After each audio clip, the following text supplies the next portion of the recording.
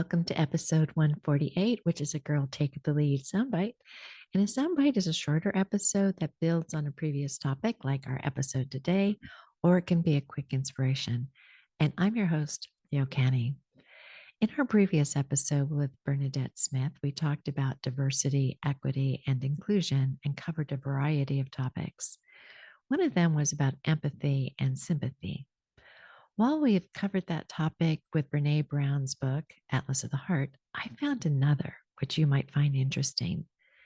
David Brooks's book, How to Know a Person, The Art of Seeing Others Deeply and Being Deeply Seen. And in today's episode, I'll concentrate on his chapter called The Art of Empathy. David Brooks is an op-ed columnist for the New York Times and a writer for The Atlantic, and appears regularly on PBS NewsHour. He's had several bestsellers, including The Second Mountain, The Road to Character, and The Social Animal. The jacket cover of How to Know a Person says this: there is one skill that lies at the heart of any healthy person, family, school, community, organization, or society. The ability to see someone else deeply and make them feel seen. To accurately know another person, to let them feel valued, heard, and understood. Sounds wonderful. And here are the questions Brooks poses for all of us. If you want to know a person, what kind of attention should you cast on them? What parts of a person's story should you pay attention to? What kind of conversation should you have? And we talked a little bit about this in our series about listening for candor with Peter and Sue, who told us about listening with sincerity. But like we've said before many times in this podcast, we can get in our own way by being defensive. And here's some examples that Brooks provides. Avoidance. He states that this is usually about fear. Emotions and relationships have hurt us, so we minimize them. People who are avoidant feel very comfortable when the conversation stays superficial. Deprivation. At the root of this are beliefs like, my needs won't be met, which is closely related to, I'm not worthy. I know this one pretty well. They often carry the idea that there is some deep flaw within us that if other people knew it, they would run away. When we're treated badly, we are likely to blame ourselves. And I do a lot of Byron Katie work to turn these beliefs around. And I'll have it in the show notes for you. Overreactivity, which is based on hyperactive threat detection system. They can overreact to things and fail to understand why they did so. They can see neutral faces as angry ones or ambivalent situations as menacing. Passive aggressive. Oh my gosh, I can remember the day when my daughter told me, Mom, you are being so passive aggressive. And I was like, what? And I realized I'd learned that way of being from a master. It is a form of emotional manipulation, subtle power play to extract guilt and affection.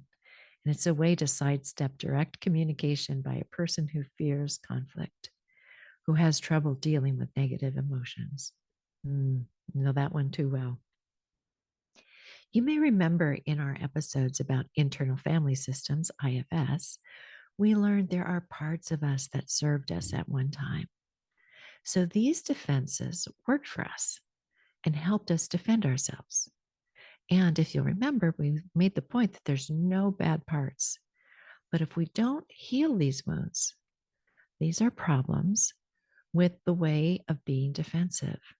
One, we can be in warrior posture perpetually, being the first to retaliate. Two, we don't control these postures. They control us. And three, these models get outdated. They can be obsolete by the time we hit adulthood, which leads to conceptual blindness, which we all can have. People trying to grapple with the adult legacies of their childhood wounds need friends who will prod them to see their situation accurately. They need friends that remind them the most important part of your life is ahead of you, not behind you. I'm proud to know you and proud of everything you've accomplished and will accomplish. He says introspection isn't the best way to repair ourselves. Communication is. You can see that, right? At first, I was like, whoa. Like if we have trauma resulting from a relationship, going within won't necessarily change the situation because it's a relationship involving someone else. Quote from the book: "The problem is that a lot of people don't know what empathy really is. They think it's an easy emotion. You open up your heart and you experience this gush of fellow feeling with another person. By this definition, empathy feels simple, natural, and automatic. I feel for you." But he says this is not quite right. Empathy is a set of social and emotional skills. These skills are a bit like athletic skills. Some people are more naturally talented at empathy than others, but everybody improves with training. Here are the 3 skills he says we can improve with training. 1, mirroring. The act of accurately catching the emotion of the person in front of you. Kind of like the way Melody Wilding talks about sensitive strivers in her book, Trust Yourself. We covered this in episode 82.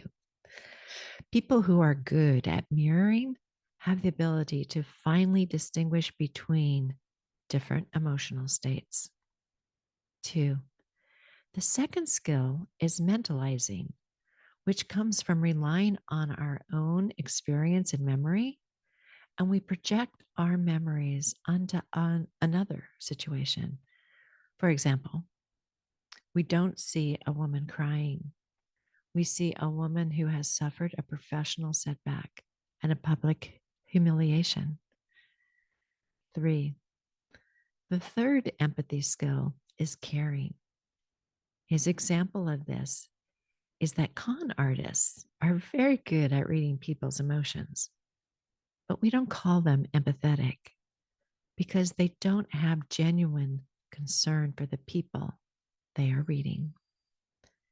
If mentalizing is me projecting my experience onto you, caring involves getting out of my experiences and understanding that what you need may be very different from what I would need in that situation. And that's the hard part. The world, he says, is full of people who are nice.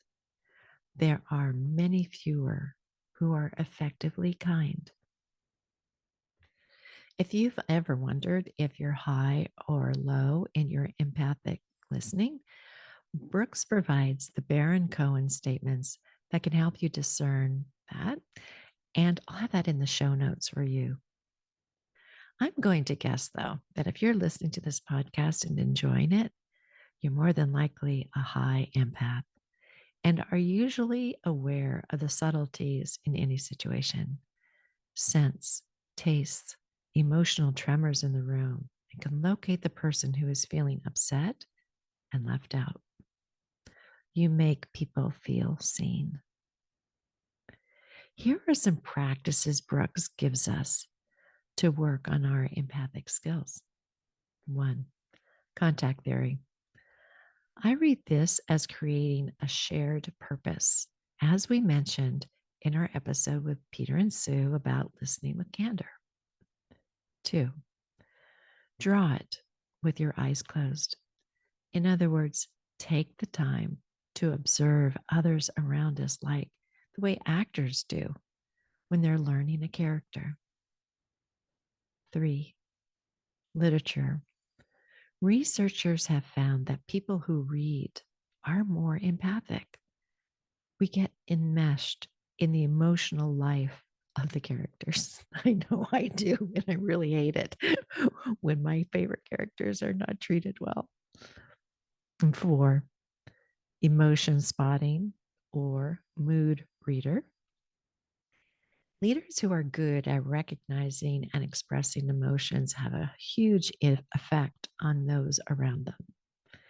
Research has found that employees whose supervisors score low on emotional intelligence feel inspired about 25% of the time, whereas employees with supervisors with high emotional intelligence feel inspired about 75% of the time. And 5, suffering. There are certain things you simply have to live through in order to understand. Think about someone you know, and maybe it's even you, who you think is very empathic. Many times, those people have been through hard times, but were not broken by them. They made themselves more vulnerable and open to life. These things have given them understanding and credibility. Without our wound, where would our power be? So Brooks says he is trying to emphasize how physical emotions are, that becoming more empathetic is not some intellectual enterprise. It is training our body to respond in open and interactive ways. And I'll leave you with one more interesting point. Lisa Feldman Barrett, a neuroscientist, says in her book, How Emotions Are Made, that most of us think that in everyday life, the things you see and hear influence what you feel, but it's mostly the other way around. What you feel alters your sight and hearing.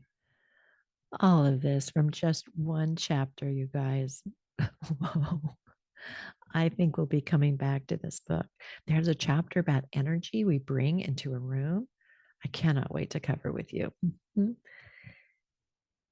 Next week, though, Andrea Wilson Woods joins us to talk about her Blue Fairy Foundation and the recent launch of a book she edited called I'd Rather Be Dead Than Deaf. The book is the journal of Adrienne Wilson, a teenage poet, artist, and Andrea's beloved sister. Before her death from liver cancer at the age of 15, Adrienne expressed her funny, bright soul in this prolific journal. We'll post this episode on Monday, April 8th, which would have been Adrienne's birthday. Thanks for joining us today, and talk to you soon. Bye.